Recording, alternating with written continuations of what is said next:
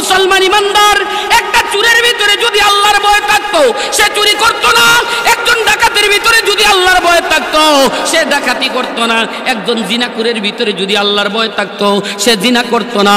একটা বেগানা পুরুষ বেগানা নারীর দিকে যখন তাকায় তখন যদি তার ভিতরে আল্লাহর ভয় থাকতো সে বেগানা নারীর দিকে তাকাইতো না। একজন ঘুষখোর ঘুষের টাকা আল্লাহর ভয় আনতো না। একজন সুদখোর সুদের টাকা আল্লাহর ভয় আনতো না। একজন মুমিন মুসলমান মসজিদের মধ্যে আযান হয়ে গেছে, মসজিদের সামনের দিকে চলে যাইতো না, বলতো না না আমার আল্লাহ আমাকে ডাক দিয়েছে, মুয়াজ্জিন সাহেব বলছে দুনিয়ার সব কিছুতেই কে নামাজ ভালো, সুতরাং আমি নামাজে যেতে হবে। ও মুসলমান ইমানদার, এই জন্য হাকিম লুকমান বলে তোমরা সদা সর্বদা এক আল্লাহর স্মরণে রাখবা। তোমাদের অন্তরে যদি আল্লাহ থাকে তাহলে তোমরা আল্লাহর ভয়ে কখনো আল্লাহর নাফরমানি করতা না, ঠিক কিনা? আর 2 নম্বরে হলো তোমরা সদা সর্বদা মৌতকে স্মরণে রাখতে হবে, মৌতকে ভুলা যাবে না। মুসলমান ইমানদার, দুনিয়াতে ওয়াজ করে 2 দল মানুষ, একটা হলো এই ধরনের বক্তা, আর একটা হলো মরা লাশ। লাশ কিন্তু ওয়াজ করে, এ দুনিয়াবাসী তোমাদের মতো আমার ছেলে ছিল, আমার মেয়ে ছিল, দুনিয়াতে আমার কোটি কোটি টাকা ছিল, এই বাজারে আমার কয়েকটা দোকান ছিল, আমার ছেলে ছিল লন্ডন, আমার মেয়ে ছিল আমেরিকায়, আমার দুনিয়া ক্ষমতার কোনো কমতি ছিল না, আমি একজন নেতা ছিলাম। আজকে তোমাদের সামনে খালি হাতে যাচ্ছি, দেখো না, তাকাইয়া দেখো না, দুনিয়ার কোনো কিছু নিয়ে যেতে পারি নাই। ও মুসলমান ইমানদার, এই সময় প্রত্যেকের জন্য আসবে, যেই দিন মউত আসবে। আল্লাহ তাআলা বলেন ইযা আজালুহুম ইযা জা আজালুহুম লা ইস্তাখিরুনা সাআতাও ওয়া লা ইস্তাকদিমুন। মউতের সময় আসলে 1 সেকেন্ড এদিক সেদিক করা হবে না।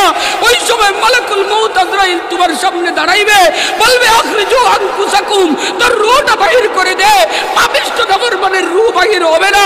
এক পর্যায়ে মালাকুল মউত আজরাইল 2টা আঙ্গুল ধাক্কা দিয়ে ঢুকাইয়া দিবে, জুতা যেইভাবে পেঁচ দেয় ওইভাবে পেঁচ দিয়ে একটা টান দিবে। আল্লাহর নবী বলেন তার শরীরে যত রোগ রেশা আছে সবগুলো একটা টানের সাথে সাথে টাস টাস করে ছিঁড়ে যাবে, টাস টাস করে ছিঁড়ে যাবে। মুসলমান ইমানদার, এই অবস্থায় তাকে দাফন করা হবে। কবরের মধ্যে 3টা প্রশ্ন করা হবে। সে যদি 3টা প্রশ্নের উত্তর দিতে না পারে তখন আল্লাহ তাআলা বলবেন তার জন্য জাহান্নাম থেকে একটা পোশাক নিয়ে আসো, তাকে পরিধান করো, জাহান্নামী বিছানা তার নিচে বিছাইয়া দাও, আর তার কবরে আর জাহান্নামে লাইন করে দাও, যাতে সে কবরের মধ্যে শুইয়া শুইয়া আমার জাহান্নামের শাস্তি ভোগ করতে পারে। কি জবাব দিবা আমার যুবক ভাইরা? আজকে আর্জেন্টিনার ব্রাজিল আর এই দলের ওই দলের পিছনে পড়ে রে ভাই, ওই আল্লাহরে ভুলে গেছো ভাই। তোমার কি আল্লাহর কথা স্মরণ হয় না ভাই? তোমার কি মউতের কথা স্মরণ হয় না? ও ভাই, তোমার মতো কত যুবক বাড়ি থেকে বাইর হয়ে গেল রে, লাশ হয়ে আসলো। তোমার মতো কত যুবক রাত্রের বেলা ঘুমায়, সকালে লাশ হয়ে উঠে। তোমার মতো কত যুবক ঢাকায় যায় আর ফিরে আসে না। যুবক ভাই, এখনো সময় আছে, তোমাদের হাতে ধরি পায়ে ধরি রে ভাই। ও ভাই, এখনো সময় আছে, নবীর সুন্নত দাড়িটা রাখো আর এক আল্লাহর ইবাদত করো, নামাজটা পড়ো।